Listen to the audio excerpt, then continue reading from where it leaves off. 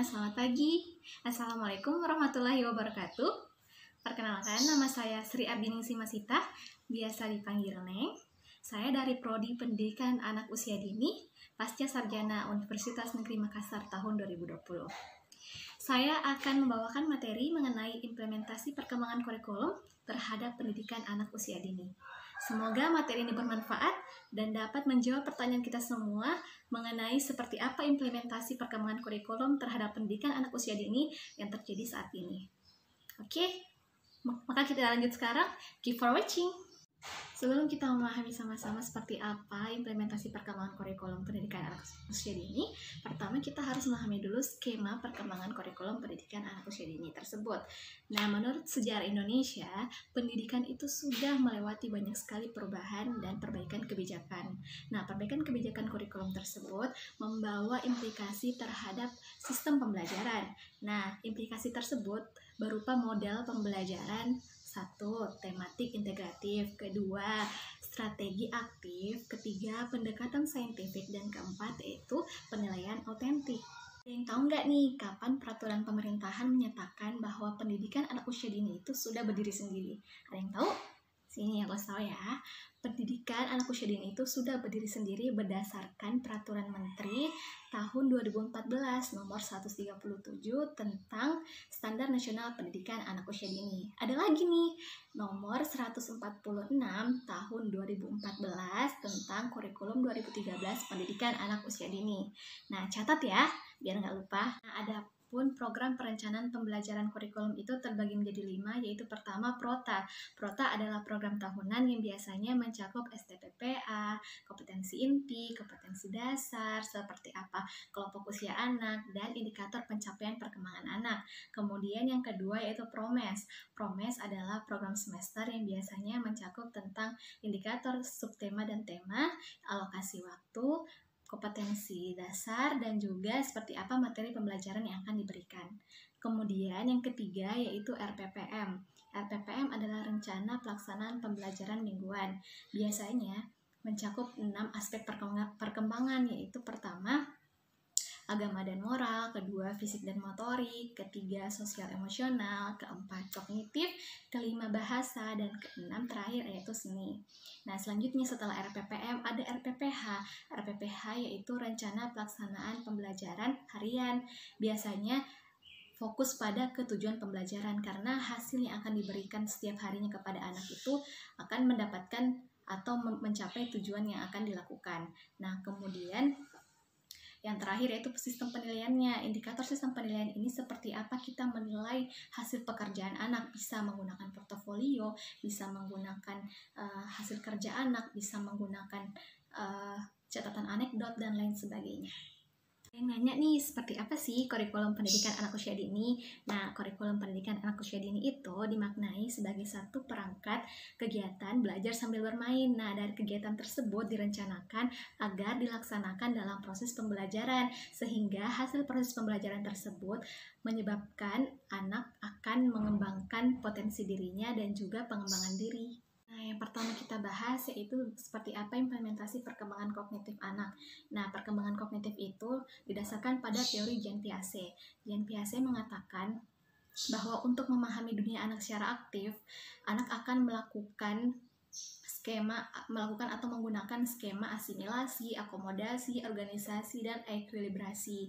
Nah, dari perkembangan tersebut, anak akan mendapatkan atau memahami perkembangan kognitifnya, sehingga pengetahuan anak akan berkembang tentang seperti apa ruang lingkup dan lingkungan yang lebih luas. Kemampuan kognitif yaitu adalah kemampuan atau kecerdasan yang ada sejak dini guna untuk menyatukan atau mengintegrasikan informasi atau pengertian dalam ruang lingkup sosial. Adapun juga prinsip pembelajaran yang dapat kita berikan pada pengembangan kognitif ini yaitu bisa dengan holistik dan integratif, dan juga adapun sistem pembelajaran yang bisa kita lakukan dalam pendidikan anak usia dini dalam bagian aspek kognitif ini yaitu dengan sistem pembelajaran sentra. Seperti yang kita ketahui juga, pendidikan anak usia dini itu memiliki banyak sentra, yaitu pertama sentra IMTA, sentra seni, sentra bermain peran, sentra balok, kreativitas, dan banyak sentra lainnya.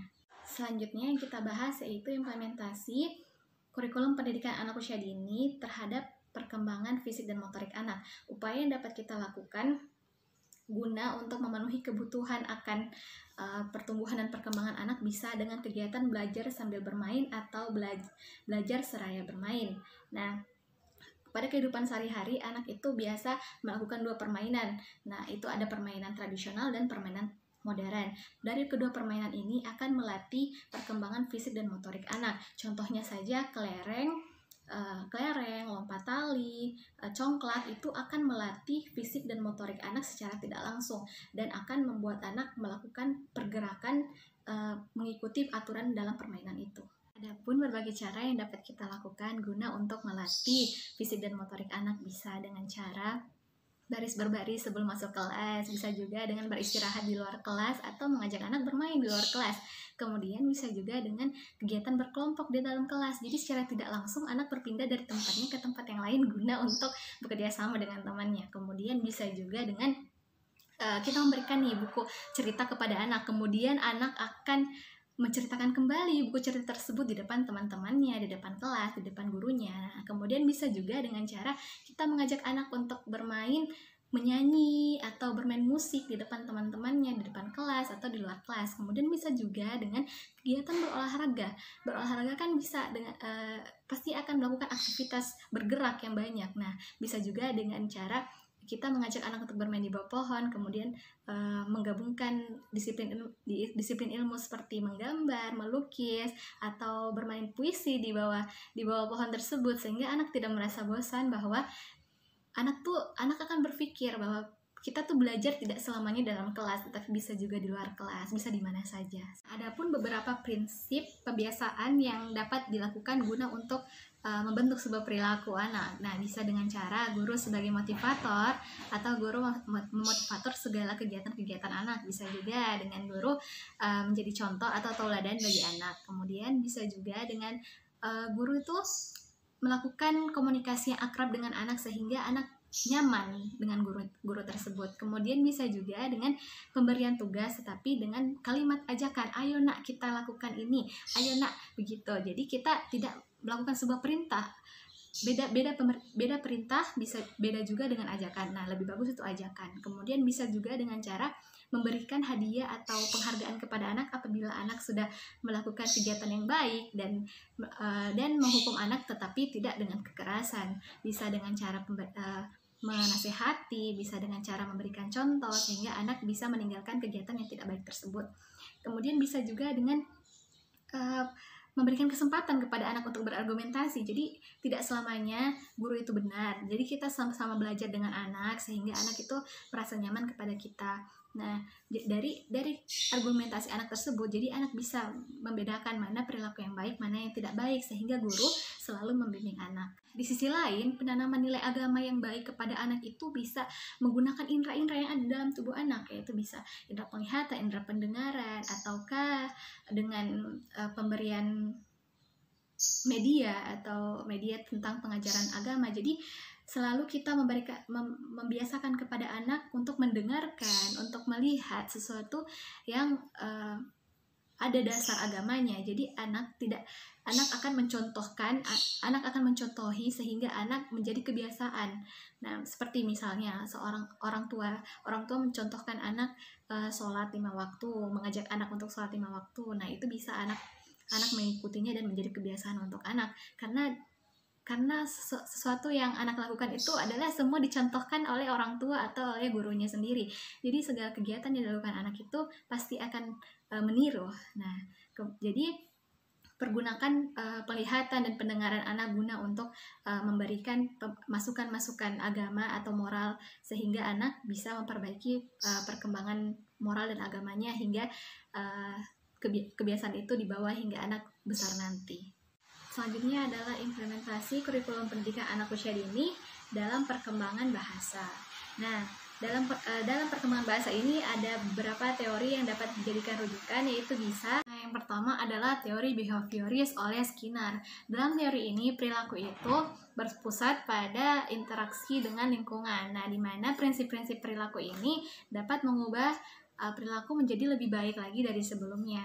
Nah, teori behavioris ini berpatok pada seperti apa interaksi sosial itu terhadap stimulus dan respon yang akan terjadi. Contohnya metode drilling yang biasanya diperlakukan dalam proses pembelajaran, yaitu di mana anak setelah dijelaskan, anak akan memberikan respon, dan seperti respon berupa pertanyaan atau tanggapan. Nah, ada teori kedua yang dijelaskan oleh Chomsky bahwa anak semenjak lahir sudah membawa seperangkat kemampuan berbahasa yang biasa disebut dengan tata bahasa umum. Tata bahasa umum anak ini jarang dirangsang, tetapi anak tetap mempelajarinya. Anak juga tidak sepenuhnya meniru, tetapi anak juga dapat menyimpulkan atau membuat kesimpulan terhadap apa yang didengarkannya. Hal ini dikarenakan anak memiliki sistem bahasa, yaitu perangkat pengembangan bahasa. Selanjutnya, teori ketiga yaitu teori konstruktivis oleh Piaget, Vygotsky, dan Gardner. Pada teori ini dijelaskan bahwa perkembangan bahasa anak itu dibentuk oleh interaksi anak dengan orang lain. Nah, dari interaksi anak dengan orang lain ini, maka terjadilah interaksi sosial, sehingga pengetahuan, nilai, dan sikap anak berkembang menjadi lebih baik lagi dari sebelumnya. Nah, di sini juga penting untuk orang yang lebih dewasa atau anak umur yang lebih tua daripada anak tersebut mendampingi anak dalam sistem pembelajarannya, sehingga perkembangan bahasanya itu lebih terkontrol dan bisa mengacu pada potensi-potensi yang bisa dikembangkan dalam berbahasa. Nah, selanjutnya yaitu seperti apa implementasi kurikulum pendidikan anak usia dini terhadap perkembangan sosial dan emosional anak. Nah, kognisi sosial itu adalah di mana kita memahami perasaan dan tingkah laku dari diri sendiri dan orang lain. Nah, dari perasaan dan tingkah laku tersebut, biasanya anak akan lebih memahami perasaan orang lain. Nah, jika anak lebih memahami perasaan orang lain tersebut, maka akan menciptakan atau cenderung menciptakan keakraban dan hubungan sosial yang baik atau terampil sosial.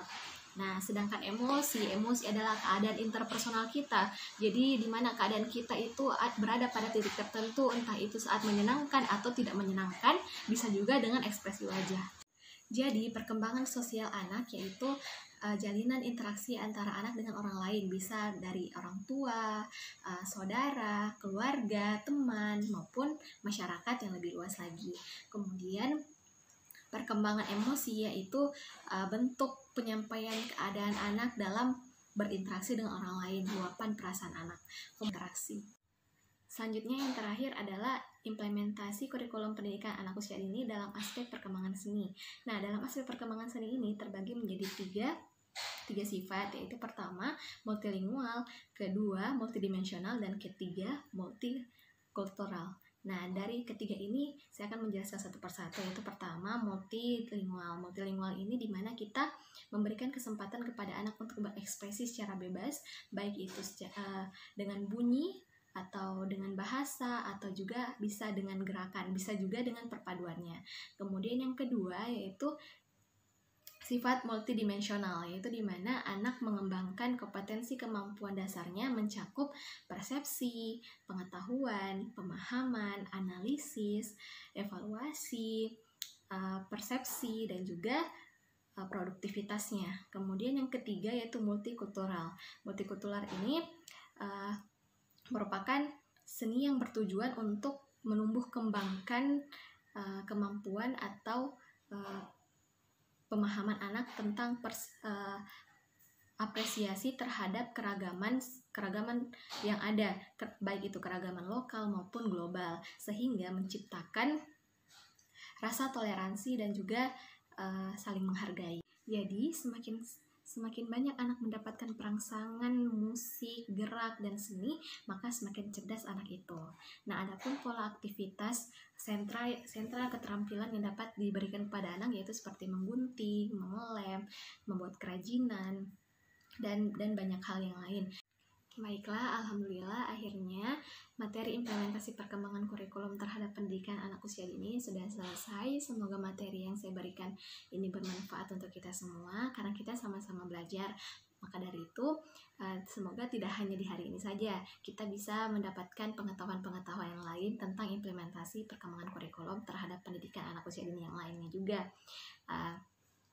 Dan juga kita bisa menjadikan materi ini atau pertemuan kita ini untuk menjadi acuan agar kita dapat memahami seperti apa kurikulum pendidikan ke depannya. Saya meminta maaf apabila saya masih banyak salah kata atau salah pengucapan dalam menjelaskan, dan juga saya meminta maaf apabila ada kalimat yang menyinggung. Semoga kita sama-sama memaafkan dan kita sama-sama menerima pembelajaran ini secara baik. Saya Sri Abiningsi Masita, pamit undur diri. Terima kasih banyak atas perhatiannya. Assalamualaikum warahmatullahi wabarakatuh.